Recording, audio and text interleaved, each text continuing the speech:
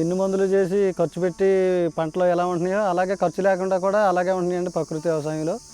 చెట్లు కూడా పచ్చగా, కాయలు చక్కగా ఉన్నాయి. తోటి రైతులు ఎన్నో మందులు వేసి ఎంతో ఖర్చు పెట్టి చేసినా అలాగే ఉంటున్నాయి. మన ప్రకృతి వ్యవసాయంలో తక్కువ ఖర్చుతో చేసినా మనకి ఇంకా రిజల్ట్గా బాగుంటున్నాయండి. రైతుకి ఇంకా అంతకంటే కావాల్సింది ఏముందండి.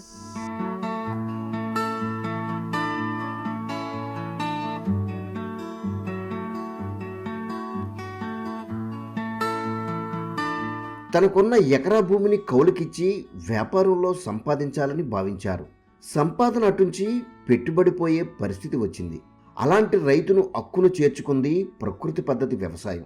తనకున్న ఎకరా కొబ్బరి తోటలో అంతర పంటల సేద్యాన్ని ప్రారంభించి సమకూరిన ఆదాయంతో కుటుంబమంతా ఆనందంగా జీవిస్తున్నారు. ఇదే కోవకు చెందిన రైతు శత్రురావు. ఈ పద్ధతిలో సాగు వల్ల ఆర్థికంగా నిలబడటమే కాకుండా తనకు ఆశ్రయం ఇచ్చిన భూమాతను కాపాడుతూ రుణం తీర్చుకుంటున్నారు. నా పేరు సాయిల శత్రురావు అండి. మాది ఏలూరు జిల్లా కామారకోట మండలం రావికింపాడు గ్రామంలో రెడ్డిగూడెం అనే చిన్న విలేజ్ అండి. నేను ప్రకృతి వ్యవసాయం ఒక 3 సంవత్సరాల నుంచి చేస్తున్నాను. నేను అంతకుముందు కొబ్బరి తోటలో రైతుల దగ్గర నుంచి కొనటం అమ్మటం అలా చేసేవాడినండి. తర్వాత నాకు ఎందుకు అది గిట్టుబాటు కాక నష్టం అనిపించి నేను మానేశానండి. ప్రకృతి వ్యవసాయం చేద్దామని మా పక్క రైతు ఒక ఆయన భగవాన్ గారిని ఆయన చేస్తుంటే ఆయన ప్రోత్సాహంతో నేను ఈ ప్రకృతి వ్యవసాయంలోకి వచ్చానండి. రైతు సాయిల శత్రురావు 3 ఏళ్లుగా ప్రకృతి పద్ధతిని అనుసరిస్తున్నారు. రైతు సాధికార సంస్థ మౌలిక సూత్రాలకు అనుగుణంగా ఏకపంట సాగుకు భిన్నంగా కొబ్బరిలో పలు రకాలైన కూరగాయలు వేసుకున్నారు. ఈ క్రమంలో రోజు ఉదయం నుంచి సాయంత్రం వరకు కుటుంబంతో సహా పంట పొలంలోనే ఉంటూ పనులు నిర్వర్తిస్తున్నారు.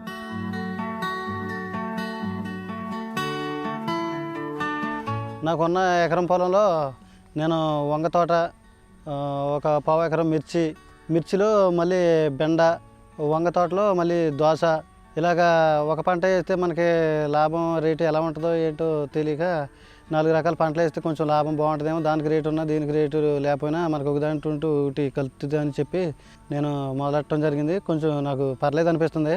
ఇప్పుడు 4 రకాల పంటలు అయితే నాకు ఒక పంటకి రేటు ఉన్నా ఒక పంటకి రేటు లేకపోయినా అలా దానికి రేటు ఉంటుందని చెప్పి నేను 4 పంటలు ఎన్నుకోవటం జరిగింది.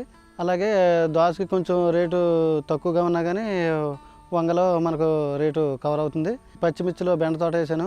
బెండ కొంచెం రిజల్ట్ తక్కువగా ఉన్నా కానీ మిర్చి బాగుంది అనిపించింది. అలాగే 4 రకాల పంటలు వేసుకోవడం వల్ల నాకు కొంచెం బాగుంది అనిపించింది.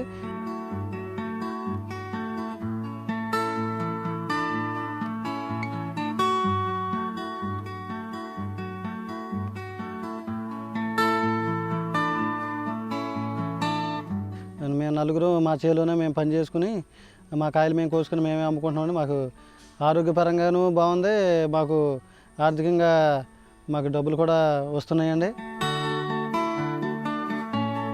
దీనిలో భాగంగా సాగు చేసిన పంటలకు 15 రోజులకు ఒకసారి నీటితో పాటు ద్రవజీవామృతం పారిస్తున్నారు.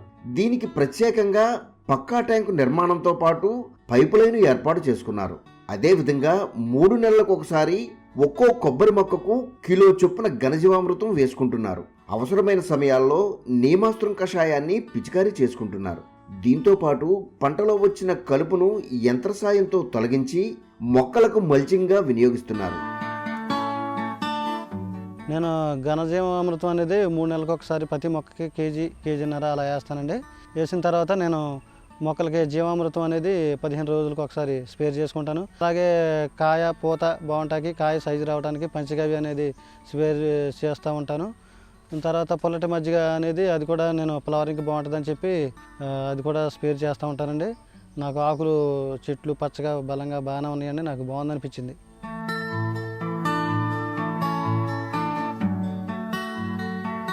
నేను నా ఉన్న ఎకరం పక్కన ఒక 3 ఎకరాలు కొబ్బరి కోకో ఉందండి. అది కోలుకు తీసుకుని దానికి దీనికి జీవామృతం తయారు చేసి ఒక సిమెంటు వరల తొట్లు ఒక 4 తెచ్చుకుని దాంట్లో ఒక 650 లీటర్ల జీవామృతం పడుతుందండి. దాన్ని స్టోర్ చేసుకుని నేను ఈ 4 ఎకరాలకి కలిపి ఆ 650 లీటర్ల జీవామృతం అనేది నేను వదులుతూ ఉన్నాను 15 రోజులకు ఒకసారి. ఈ క్రమంలో సాగు నుంచి లభ్యమైన ఉత్పత్తులను పంటల వారీగా సేకరించి విక్రయిస్తున్నారు. వీటిని ముందుగా ఇంటి అవసరాలకు ప్రాధాన్యత ఇస్తున్నారు. ఈ ఉత్పత్తులు రోజుల తరబడి తాజాగా ఉండడంతో వీటిని కొనుగోలు చేసేందుకు ఎక్కువ మంది వినియోగదారులు ముందుకొస్తున్నారు. ఈ వంగనారు, ఈ పచ్చిమిర్చి, ఇలా దోస గింజలు ఇవి తెచ్చుకోవడానికి ఖర్చు దాదాపుగా 10,000 నుంచి 12,000 ఎంత ఖర్చు అయిందండి. నాకు ఖర్చులు పోను ఒక 60,000 నుంచి 70,000 దాకా మిగులుతుందండి.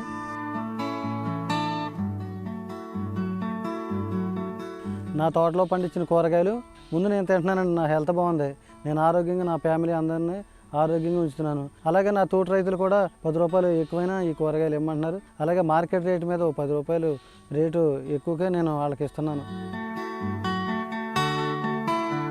తన భూమిలో సాగు చేసే పంటలకు తనే స్వయంగా నారును పెంచుకుంటున్నారు. దీంతో పాటు ఏటా పిఎండిఎస్ వేసుకొని కలియదున్నడం ద్వారా కలుపు తీవ్రత తగ్గడమే కాకుండా భూస్వభావంలో మార్పులు చోటు చేసుకుంటున్నాయి. వ్యాపారంలో దెబ్బతిన్న తనకు ఆశ్రయం కల్పించిన నేల తల్లికి ఈ విధంగా రుణం తీర్చుకుంటున్నారు. ఇలా అన్ని విధాలా ప్రయోజనకరంగా ఉన్న ప్రకృతి పద్ధతిని తోటి రైతులు అనుసరించేందుకు ముందుకొస్తున్నారు. నేను ఇదివరకు కొబ్బరి తోటలో వ్యాపారం చేసుకుంటూ వ్యాపారాలు చేద్దామని ఆలోచన మీద ఉండేవాడిని. నేను అయితే వ్యాపారంలో నష్టాలు ఇవన్నీ డిప్రెషన్ ఇవన్నీ చిరాగ్గా ఉండి తర్వాత వ్యవసాయంలోకి రావడం జరిగింది. వ్యవసాయం చాలా ఆనందంగా ఉంది. ప్రకృతి వ్యవసాయం అంటే నాకు చాలా సంతృప్తిగా ఉంది. నా ఫ్యామిలీతో నేను చక్కగా కాయలు అవి కోసుకుంటూ మేము కూరగాయలు అమ్ముకుంటూ మాకు బాగుందండి. నాతో పాటుగా ఇలాగ కొంతమంది రైతులు నాలాగా చేసుకుంటూ ఏ టెన్షన్ లేకుండా చక్కగా వ్యవసాయం చేసుకుంటూ వాళ్ళు ఆనందంగా హెల్త్ పరంగా బాగుంటూ అందరూ సంతోషంగా ఉంటారు. చేసుకుంటే చాలా బాగుంటుందని నేను ఒకటిగా చెప్తున్నాను.